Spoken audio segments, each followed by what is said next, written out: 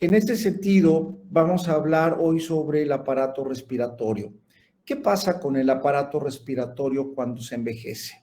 Primero, es importante que sepan que gradualmente, si vamos del exterior al interior, pues ustedes saben que el tórax está compuesto por músculos, está compuesto por la caja torácica, que son las costillas unidas al frente, al esternón y en la parte posterior a las columnas prácticamente cervicales y dorsales, más bien dorsales, ¿verdad?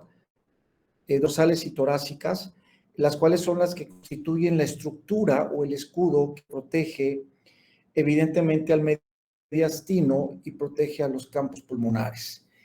¿Qué pasa con el proceso de envejecimiento? Acuérdense que el aparato musculoesquelético también envejece. El hueso es una estructura y un órgano muy independiente, ya es conocido como sistema óseo incluso, en donde es muy evidente el metabolismo activo del hueso en su remodelación y su estructura celular. Acuérdense ustedes que hay dos tipos de hueso, el hueso compacto, que es más duro, ¿verdad? Que constituye prácticamente el 30, el 20% del sistema óseo, y el hueso trabecular o cortical, que es prácticamente el 70% de todo el hueso. Sin embargo, el hueso más activo metabólicamente es el hueso compacto, el hueso duro. Y si se dan cuenta, este tipo de hueso lo tenemos en articulaciones como muñeca, como pelvis, como vértebras. Y el resto de los huesos, pues es un hueso prácticamente trabecular.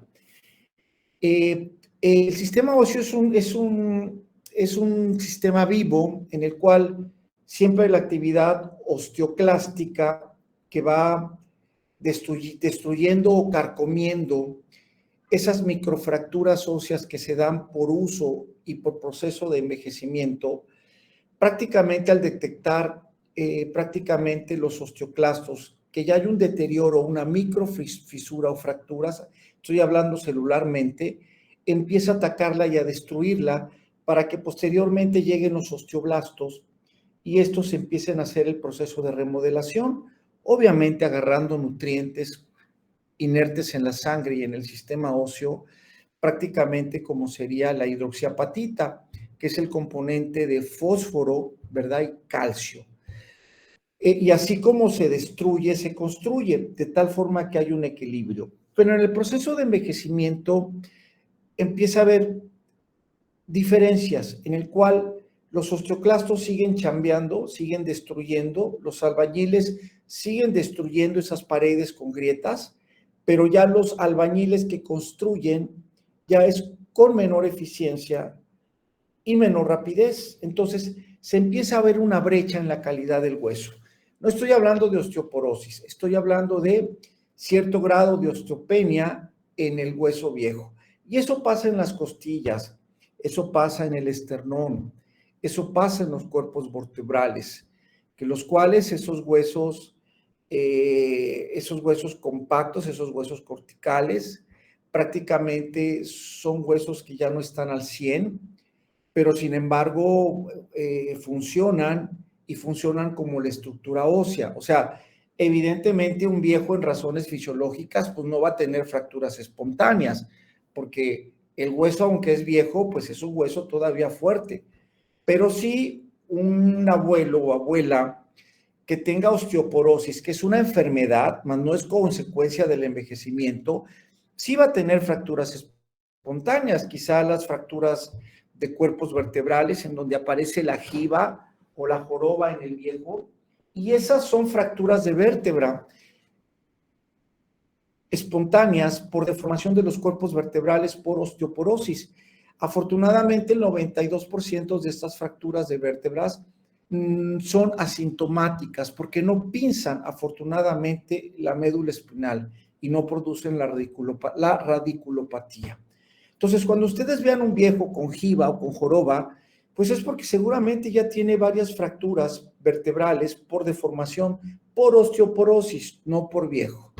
Ahora bien, entonces hablo de un escudo óseo que no es tan eficiente, pero que mantiene esa firmeza y esa dureza todavía.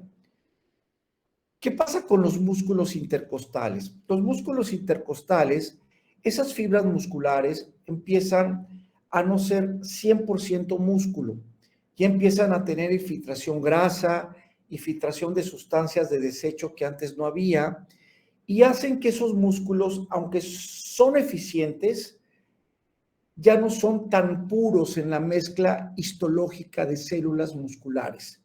Entonces puede ser que no sea un músculo tan eficiente para la contracción y la relajación, pero aún así, los músculos respiratorios que ayudan a la inspiración prácticamente hacen un buen ciclo de inspiración, expiración, ciclo respiratorio. Sin embargo, evidentemente, si yo quiero hacer una inspiración forzada, entonces estos músculos que aperturan los arcos intercostales no se van a abrir tanto y no permiten una inspiración tan profunda.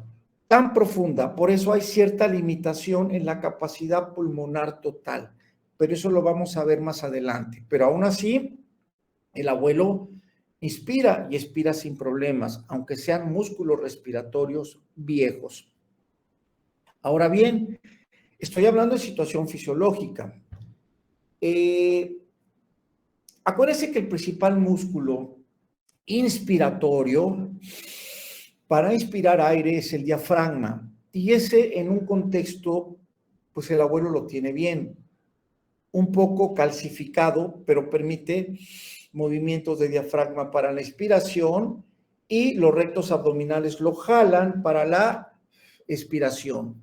Los músculos intercostales son accesorios para la inspiración.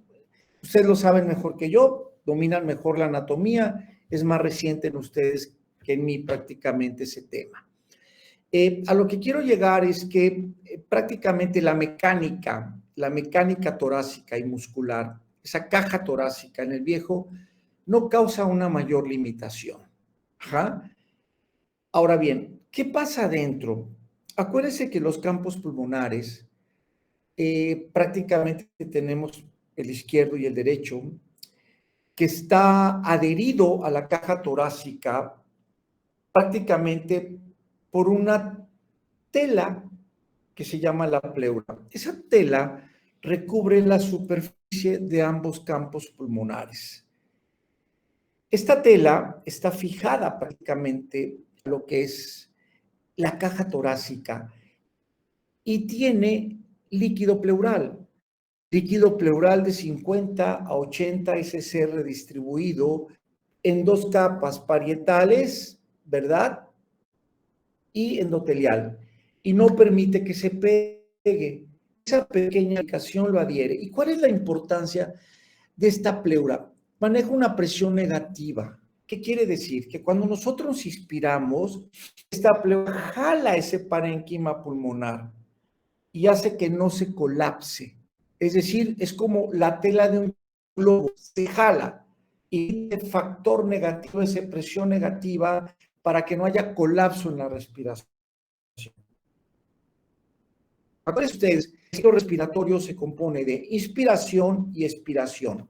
Y si nosotros medimos en volumen centímetros de agua, pues estamos hablando milímetros, estamos hablando que una inspiración en un adulto promedio de 30 a 35 años con 70 o 80 kilos de peso, al inspirar, está metiendo en promedio 500 mililitros de volumen a la inspiración, ¿ok?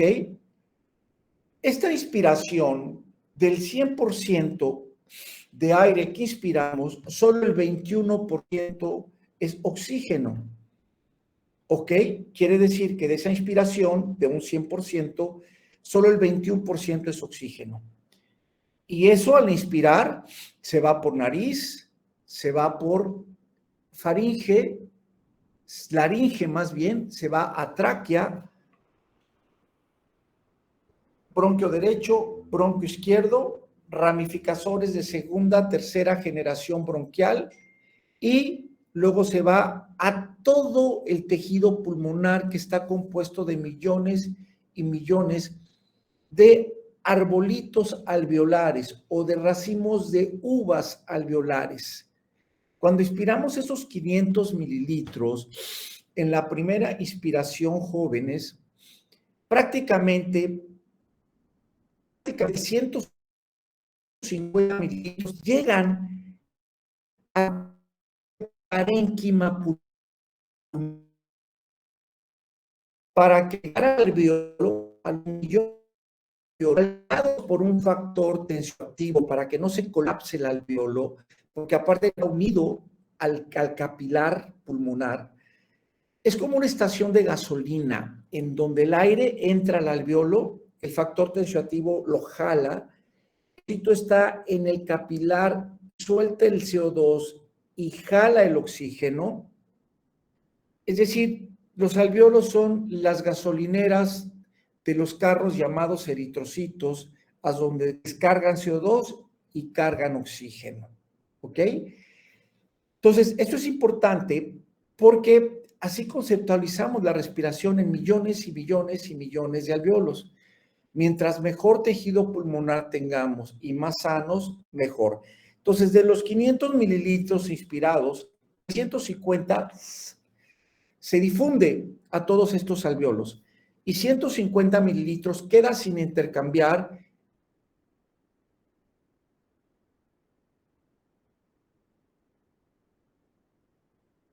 en el tubo traqueal y 150 mililitros. Ese aire que no se utiliza, que no se intercambia, se llama espacio muerto, y se calcula que sea entre 100 a 150 mililitros de los 500 mililitros que sí se difunden, ¿ok?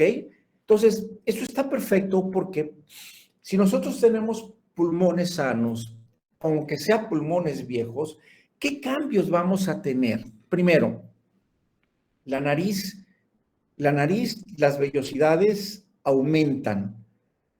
Esto hasta cierto punto sirve porque atrapa macromoléculas. El epitelio de la ya no regula tan fácilmente la temperatura al inspirar. Acuérdense que una de las funciones de la nariz al inspirar es atrapar moléculas grandes, pero también temporizar el aire que respiramos para que no entre totalmente frío a la laringe y luego se meta a la tráquea. Siempre hay que temporizarlo, ¿de acuerdo? Porque la pared de la tráquea y el bronquio son muy sensibles. Responden a los cambios de temperatura haciendo broncoespasmos o relajando el bronquio o la misma tráquea. Entonces, esa es la función en la nariz. En los viejos, ¿qué pasa? Aumentan las vellosidades nasales, atrapa moléculas, las glándulas mucosas están hipertrofiadas, es un moco mucho más seco y le cuesta trabajo temporizar el aire. Sin embargo, si ya respiramos esos 500 mililitros, siguen descendiendo hacia la tráquea. La tráquea está formada por cartílagos, está formado por un epitelio, un endotelio y una pequeña pared muscular, de tejido muscular. Y acuérdense que está compuesta por cartílagos. Sin embargo, la tráquea también tiene en el interior glándulas que producen moco importante para lubricar, atemporizar el aire, pero también el epitelio de la tráquea tiene cilios que permiten atrapar macromoléculas y subirlas en un movimiento hacia arriba, ¿ok? Entre el moco y los cilios hacen una barrera de protección para subir eso. ¿Qué pasa? En los viejos empezamos a observar que esos cilios hipertrofian, disminuyen, ya no son tan eficientes. Y dos, hay hipertrofia de las glándulas de moco, por lo cual hacen que el moco sea tan lubricado. Entonces, imagínense, al viejo, en teoría, le costaría trabajo esperar. Primero, porque es un moco más seco, y segundo, porque la pared muscular y la endotelio de la tráquea ya no es tan buena. El reflejo tusino se mantiene en condiciones de envejecimiento normal, ¿ok? Cuando un viejo le da neumonía, es una infección inflamatoria del tejido del parénquima pulmonar y ese proceso inflamatorio va a producir más moco. Y el problema del viejo es que le cuesta trabajo expectorar ese moco. A veces tose y ese tos, que es un mecanismo de defensa, no es tan eficiente para poder expulsar ese moco. Es por eso que a los viejos, cuando tienen un proceso respiratorio, alguna neumonía, alguna bronquitis, algún proceso inflamatorio de vías de infecciones respiratorias bajas, hay que ayudarles a fluidificar esas secreciones que son pastosas, porque son muy espesas. Y en teoría, por los cambios que le estoy explicando, y segundo, porque el viejo no toma mucha agua. Por eso las nebulizaciones son buenísimas para los abuelos. Nebulizaciones con solución fisiológica, ¿eh? No le estamos poniendo medicamento. Con solución fisiológica, 5 mililitros para nebulizar. Ese humo que se genera en la nebulización no es más que respirar el agua convertida en humo, y al respirarla se va al bronquio, se va a la tráquea, se mezcla con la flema, se entrelaza con la flema y hace que la flema sea más hidrolizable, más soluble, de tal forma que el viejo, con una tos menos intensa o con una tos efectiva, pueda sacarla más fácilmente. Por eso la situación en el viejo es: ayúdalo a expectorar. Hay situaciones muy extremas, por ejemplo, en los abuelos enfermos que tienen secuelas de eventos vasculares o tienen Parkinson, son muy proclives a que les dé neumonía, porque esa flema que producen de manera natural no las pueden expectorar por la mecánica de la enfermedad y del proceso de envejecimiento, y se vuelven caldos de cultivos en donde hacen neumonías muy severas. Entonces, es muy importante que sepan que la mecánica respiratoria es extraordinaria en los viejos si la sabemos hacer. Cuando un viejo tenga una neumonía o una tos, no les den mucolíticos. O sea, los mucolíticos producen más flema. No, yo no quiero formar más flema.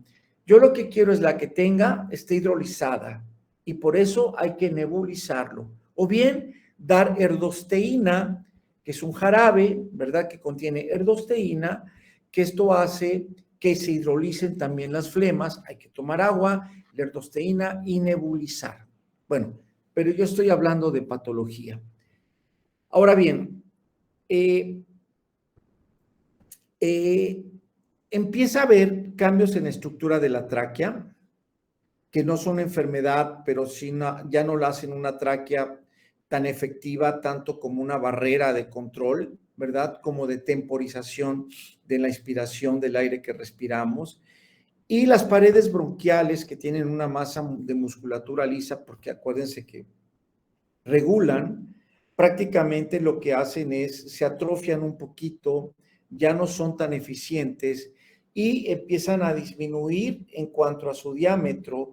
Generalmente las ramas bronquiales de tercera y cuarta generación, pero aún así difunden el oxígeno o difunden el aire, el cual el 21% es oxígeno, lo difunden hacia todas las unidades, miles y miles de unidades alveolares.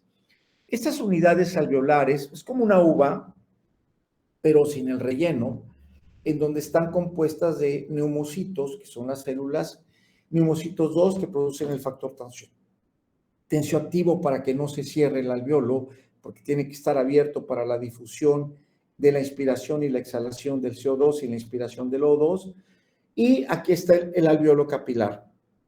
Entonces, las paredes alveolares, por el envejecimiento, empiezan a sufrir cierto grado de fibrosis, cierto grado de adelgazamiento de esa pared alveolar, y como está adosado a otra pared alveolar, se llama tabique interalveolar, a veces esos tabiques interalveolares se deforman y se forman algo que se llama acinos panlobulillares, así como un enfisema, pero no tan extenso ni tan grande, es muy mínimo, ¿verdad? Y eso hace que varios alvéolos ya no sean funcionales y lo único que hacen es retener más espacio muerto retenido. Pero ese es un 10 o 15% del parénquima pulmonar, jóvenes. No lo es todo, porque aunque es un pulmón viejo, aunque son pulmones viejos, prácticamente son pulmones que pueden seguir funcionando y funcionando bien, sin mayor problema. ¿Ok? ¿Alguna duda hasta acá, jóvenes? No, doctor, ninguna. No, ninguna. Permítanme, dejan bloquear ese teléfono.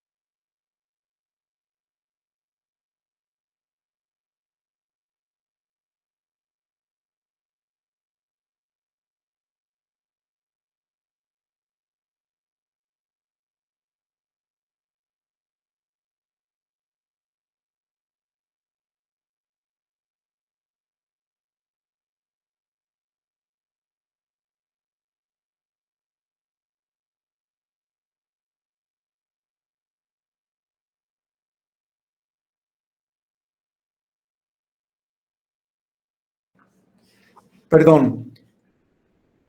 ¿Hasta aquí vamos bien, jóvenes? Sí, doctor. Sí, doctor. Ok. Entonces, como les dije, los mecanismos de limpieza del árbol respiratorio están disminuidos. Y si a esto le agregan que el reflejo toxígeno disminuye en intensidad como consecuencia de lo que estamos hablando. Pero sí recuerdan lo que les dije del alveolo, que a veces hay ruptura de paredes interalveolares, y en lugar de que sea un alveolo, se forman acinos, es decir, grupo de alveolos que hacen sacos y que no necesariamente son unidades funcionales activas, ¿ok? Entonces, en ese sentido, se aumenta el espacio muerto, pero sin embargo, el intercambio de oxígeno es el adecuado. Pero aparte de esa pared alveolar y de los capilares, acuérdense que después de que el ventrículo derecho hace su fracción de expulsión y se va a las arterias capilares pulmonares, ahí la microcirculación venocapilar pulmonar o capilar o venoarterial pulmonar es una encrucijada de miles y miles de capilares. ¿Por qué? Porque una vez que el eritrocito pasa cargado de O2 al capilar, él saca el CO2 y mete el O2, porque la hemoglobina lo capta. La hemoglobina está diseñada para captar oxígeno. Una vez que capta, pasa la circulación arterial, va al ventrículo izquierdo, aurículo de izquierda y aorta. Eso se llaman el encrucijado venocapilar pulmonar. Y quieran o no, hay shunts, hay anatómicamente vasitos tan pequeños que a veces en adultos normales, no viejos, a veces varios eritrocitos en realidad no logran hacer el intercambio y pasan no cargados de oxígeno a la circulación arterial. Eso se llaman cortocircuitos o shunts. En los viejos, pues los capilares, pues acuérdense que empieza a perder el epitelio, su tensión, su presión, hay ciertas malformaciones de la microcirculación y por eso esos shunts y esos cortocircuitos se aumentan en los viejos. Esto hace que un porcentaje mayor de eritrocitos no realice el intercambio adecuado. Sin embargo, la presión de oxígeno capilar se mantiene y la difusión de oxígeno se mantiene. ¿De acuerdo? Esto quiere decir que los cambios pulmonares en el proceso de envejecimiento, ya saben cuáles son los cambios anatómicos en cuanto al músculo, en cuanto a los huesos. Saben que los alvéolos se encuentran abiertos un poco más, se encuentran dilatales. Los tabiques interalveolares se encuentran adelgazados, ¿de acuerdo? Los capilares se reducen tanto en su estructura como en su número, favoreciendo a mayor cortocircuitos. Los bronquios, acuérdense que las paredes se vuelven más rígidas y con disminución de la elastina por disminución del tejido conjuntivo, ¿ok? Y bueno, hay cierta debilidad muscular del diafragma, pero aún así es un músculo respiratorio muy potente. Esto quiere decir, si recordamos todo lo que he dicho, jóvenes, quiere decir que la capacidad pulmonar total está disminuida. Acuérdense que el pulmón tiene 4 capacidades y la suma de estas 4 es la capacidad pulmonar total. Capacidad inspiratoria, capacidad expiratoria, capacidad vital, capacidad residual y capacidad total. La capacidad total está disminuida a expensas de la capacidad inspiratoria y también de la capacidad expiratoria. Pero también la capacidad residual aumenta, aunque la capacidad pulmonar total está disminuida levemente, sin llegar a ser una patología. La capacidad residual aumenta. ¿Por qué? Porque hay mayor espacios de aire muerto retenido que no logra llegar a los alvéolos finales para su intercambio. ¿De acuerdo? Esto hace también que la difusión alvéolo capilar esté disminuida, ¿verdad? Y que la presión de oxígeno esté, pero la saturación y la difusión es correcta. ¿Qué es lo que quiero decir? Lo que quiero decir con esto es que son pulmones viejos, son pulmones en realidad que si yo no tengo una patología previa o si soy fumador o bronquítico crónico, no me va tan mal. Pero ojo, acuérdense que también el aparato inmunológico participa en las células respiratorias y ahí tenemos inmunoglobulinas que los protegen, pero estas están disminuidas. Esto quiere decir que el pulmón del viejo respira, hace su trabajo bien, pero ante una situación de alguna enfermedad, que una infección respiratoria, que luego se transforme en una neumonía, te va mal.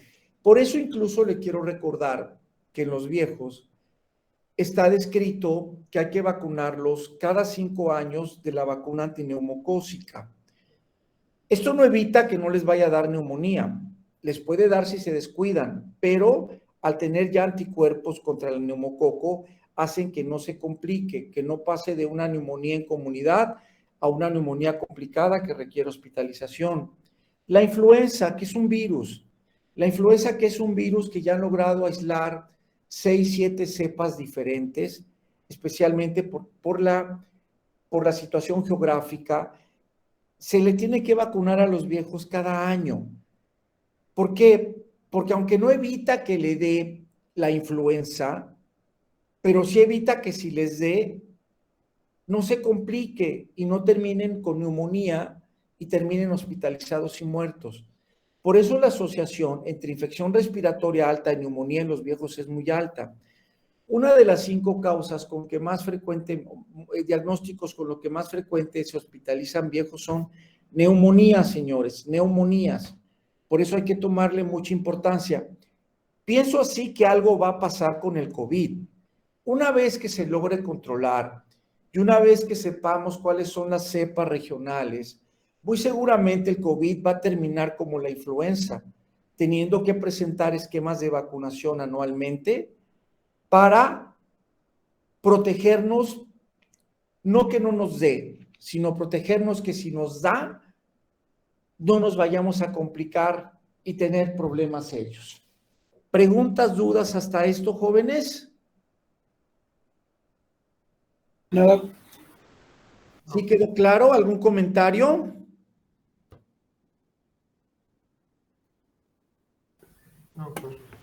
No, todo bien.